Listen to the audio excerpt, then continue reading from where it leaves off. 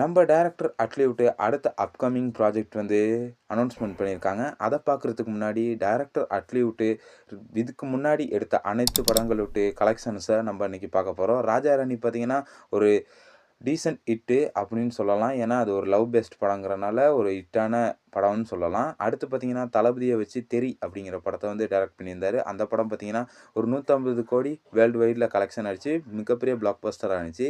அடுத்து பார்த்தீங்கன்னா இதே தளபதியை வச்சு மெர்சல் அப்படிங்கிற படத்தை கொடுத்து 100 நாள் ஓடி 250 கோடி அந்த படமும் கலெக்ஷன் அடிச்சிச்சு. அடுத்து பார்த்தீங்கன்னா மீண்டும் தளபதியோட இணைஞ்சு வேர்ல்டு வைடில் 300 கோடி கலெக்ஷனே அட்லி கொடுத்தாரு.